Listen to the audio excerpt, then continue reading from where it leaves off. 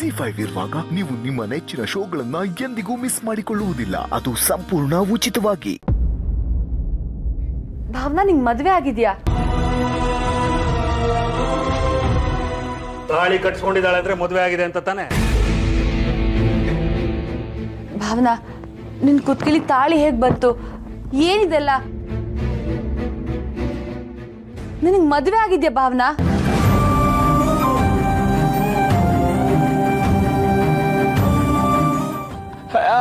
ಬಾಯಿ ಮುಚ್ಕೊಂಡು ಸುಮ್ಮನೆ ಇರೋ. ಬಾಯಿ ಮುಚ್ಕೊಂಡು ಸುಮ್ಮನೆ ಇರೋ. ಮಾತಾಡ್ತಿರ್ಬೇಕಾದ್ರೆ ಸುಮ್ಮನೆ ಕೇಳಿಸ್ಕೋಬೇಕಷ್ಟೇ.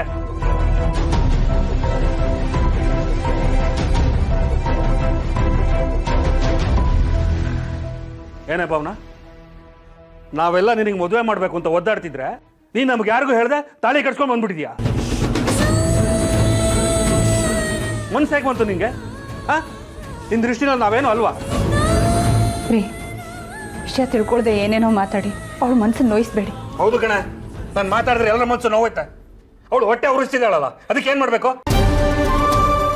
ಅದು ಹಾಗಲ್ಲ ರೀ ಭಾವನಾ, ನೀನ್ ಮಾಡಿದೊಂದು ಚೂರು ಸರಿ ಇಲ್ಲ. ಅಲ್ಲ, ನಮ್ಗೆ ಹೇಳಿದಿದ್ರೆ ಮನೆಯವರಲ್ಲಿ ನಿಂತು ಮದುವೆ ಮಾಡಿಸ್ತಾ ಇರ್ಲಿಲ್ಲ.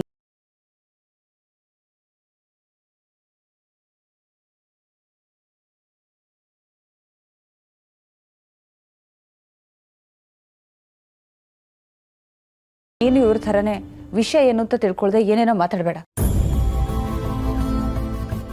ನೀವೆಲ್ಲರೂ ಅನ್ಕೋತಿರೋ ಹಾಗೆ ಇದು ಭಾವನಾ ತಾನಿಷ್ಟಪಟ್ಟು ಮಾಡ್ಕೊಂಡಿರೋ ಮದುವೆ ಅಲ್ಲ. ಇದು ಅವಳ ಇಚ್ಛೆಗೆ ವಿರುದ್ಧವಾಗಿ ನಡೆದಿರೋ ಮದುವೆ.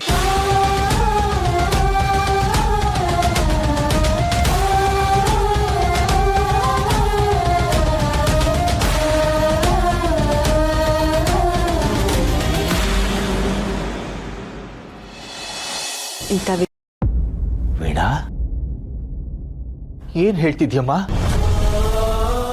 ನೀನ್ ಮಾತಾಡೋದ್ ಕೇಳ್ತಾ ಇದ್ರೆ ಭಾವನೆಗೆ ಮದುವೆ ಆಗಿರೋ ವಿಷಯ ನಿಮಗ್ ಗೊತ್ತಿತ್ತಾ?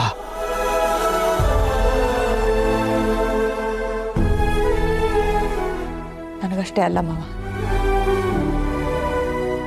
ಈ ವಿಷಯ ಅತ್ತೆಗೂ ಗೊತ್ತು.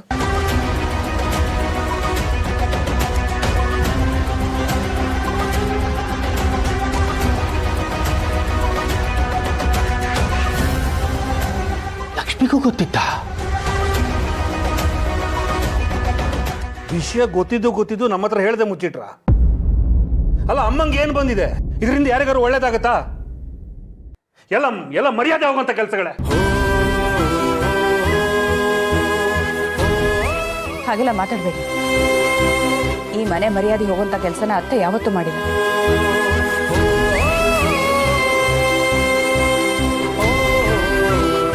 ನಿಮಗೆಲ್ಲ ವಿಷಯ ಗೊತ್ತಾದ್ರೆ ಎಲ್ರಿಗೂ ನೋವಾಗುತ್ತೆ ಅಂತ ಅತ್ತೆ ಈ ವಿಷಯನ ಮುಚ್ಚಿಟ್ರು. ಅವನು ಯಾರು ಅಂತ ನಿಮ್ಮ ಹತ್ರ ಹೇಳಿರ್ತಾಳೆ.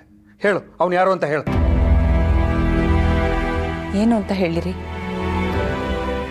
ನನಗೆ ಅಲ್ಲ, ತಾಳಿ ಕಟ್ಸ್ಕೊಂಡಿರೋ ಭಾವನಂಗೆ ಅವನು ಯಾರು ಅಂತ ಗೊತ್ತಿಲ್ಲ.